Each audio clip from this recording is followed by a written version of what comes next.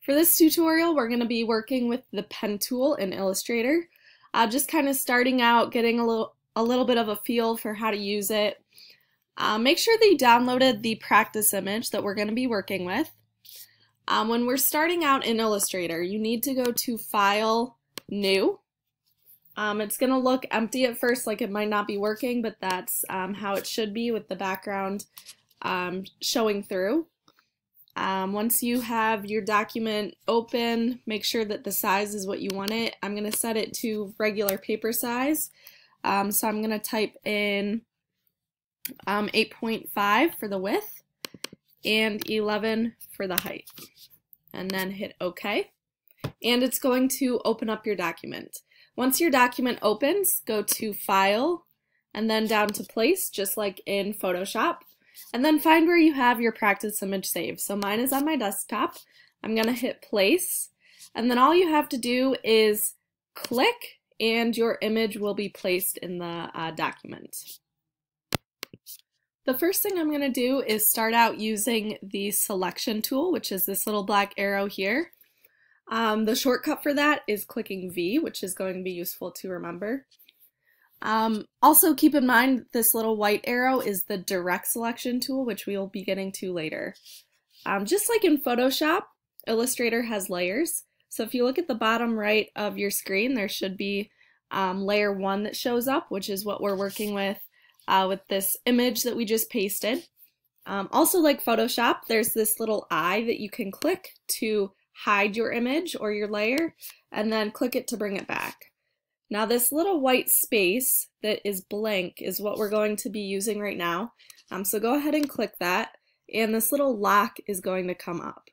The lock means that this layer is locked, so it's not going to let you draw or add to this layer at all. So it's going to stay exactly how it is, which is a good thing. In case you don't like the edit that you do, you can always come back, just like the non-destructive editing in Photoshop. Now that I have my layer locked, I'm going to add a new layer so that I can start practicing on it with the pen tool. So just like in Photoshop, it's below your layers. And you're going to click this little button next to the trash can, which is Create New Layer. And then we're going to be selecting the pen tool to work with. Now before I begin with the pen tool, one thing that is important to keep in mind is that if you zoom in really close, you'll start to notice that the image becomes kind of pixelated. This is because this is the raster-based image, so just like what we're using in Photoshop, raster-based or a JPEG image, and that is being brought into Illustrator, which is our vector image. So even though this image is blurry right now because it's zoomed in, everything that we do from now on this new layer that we're creating with the pen tool, this will be a vector image, so no matter how far in we zoom, it should stay clear. So starting out working with the pen tool, you can click on your keyboard P, which is the shortcut. That's important to know. It will save a lot of time in the long run. And then I'm going to start filling in this first box. So I'm going to click and then holding down Shift so that I can keep a straight line no matter where I put my pen tool. Then I'm going to click again, hold down Shift, I'm going to click, and continue to fill in the rest of the shape. Now one thing that you'll notice with this shape is that this white in the middle here is kind of covering or filling in the space. If you wanted to change the color, all you have to do is come down to the toolbar over here and double click on the white, and I'll change it to purple. So now I have a purple fill and then a black stroke. So you can see the difference here where this the fill is the plain box and the stroke is this outline. If you wanted to change the color of the stroke or the outline of your shape, you can double click on that, and I will set it to blue, and then you'll start to see that there's that blue outline around my shape as well. If you click this little arrow that's in the corner in between the two, it will switch. So now I have a blue fill and a purple outline. Now right now it is difficult to see the purple stroke or that purple outline around my shape. So in order to make it more visible, I can come over to the right side over here and I'm going to click on stroke, and you'll see that this weight pops up. The weight is basically the thickness of the stroke. So if you wanted that to be more visible, you can keep clicking the weight, so you'll start to see that the purple becomes more visible. Now let's say that you had a shape that you wanted to be able to see through, so you did not want to have a fill on it. All you would do is come over to the fill and use this little white box with the red slash through it. Click that and then it's going to erase the color or erase the fill. Same thing with the stroke. If you don't want a stroke, you can click that little white box with the red line through it and it will get rid of your stroke. Alright, moving on to our second shape at the top here, this little slice of pizza. I'm going to start clicking in the top of my shape and dragging out until I line up with these lines here. This is what's going to create the curve on the top of the pizza here. So you can start to see as I fill this in, there's that little bit of a curve to our shape. Now if I did not click, so I'm going to delete this here, if I did not click and hold my mouse down and drag that out, you'll start to see that it does not create that curve and you're only able to create straight lines. But you want to stay as close to possible as this background image. So again, you're clicking in the middle of the shape and dragging that line out and it will create the curve. Once you fill in this top shape, you still have those two circles underneath. So what I'm going to do right now is make sure that my fill is invisible. So I still have the shape there, but I'm able to see through and look at those circles because I need to create those circles. Now a quick trick to create circles instead of using the pen tool is to use the Ellipse Tool, which is found in your toolbar on the left side of the screen.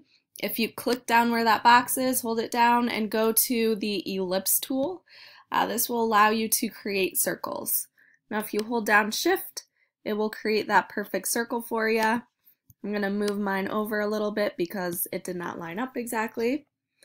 And then I am going to create my second circle here, holding down Shift. I'm going to be filling in my circles now, so I'm going to click down on my circle, double click on the fill, and choose a color for my pepperoni. So I'll find an orangish, dark orange color here, click OK. And then I'm going to find where my second circle was and do the same thing. Use that orange color that I chose before and hit OK. If you wanted both of your shapes to be the same color, if you select them both and hold down Shift, you're able to choose a color on the right side over here, and they will both turn that same color.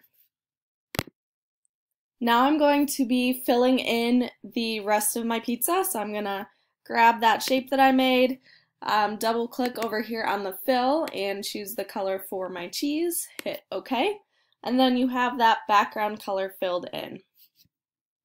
Alright, moving on to our football shape, I'm going to hit P again to grab that pen tool, and I'm going to start out where this aqua line is, which is the guideline for creating your curve. I'm going to click in the middle of it and then drag all the way up to the top of that aqua line. And again, that's creating the curve of the football shape. So I'm going to click and continue. Remember, you want to do this shape in as few clicks as possible. So you don't want to keep clicking really close with these lines next to each other, because if you zoom in, you're going to notice that it has that ragged edge. So you want to keep it as smooth as possible. So I'm going to undo that, so hitting Command Z, and I'm going to continue to create that curve of my football. And then at the end, clicking and dragging to create that last curve. At this point, I would stop, pause the video, go ahead and fill in the rest of these shapes, and stop before you get to the D. I want to talk about this letter D a little bit more detailed because it is going to be different where we have to cut out the middle of the shape. So pause the video and come back when you're finished with those. Alright, so starting out with the letter D, I'm going to go ahead and start tracing around the outside of this. When I come to the curve, I'm going to click and drag to create that shape of the curve. And again, try and create these shapes with as few clicks as possible. And then I'm going to end my shape here, the D. Now I'm going to get rid of the fill for now, just so I can see through to create this second shape. So I'm going to go ahead and click and pull to create that curve and then finish off my shape. So right now I have those two separate outlines. So what I need to do next is go ahead and fill them in with color. So I'm going to fill this one in purple here, and then I'm going to use my selection tool and select that first shape I made for the outline of the D. Double click and choose a different color. So now the question is, how do I get rid of this shape in the middle so that it's cut out and not just filled in white like the background? So I want to actually cut out that shape. So this is important to keep in mind, especially when you get to creating more complex shapes. So what you want to do for this is hold down Shift and select both of the shapes. Then you're going to come up to Object and go all the way down to Compound Path. And then you're going to click Make. And what it does is cuts out that shape in the middle. So now you can see that it's one solid shape for my D, and that no matter where I move it, you can see through the middle. Go ahead and fill in the rest of the shapes. And as soon as you're finished, go to File and then Export. So not File Save, File Export, and turn this in as a JPEG for me.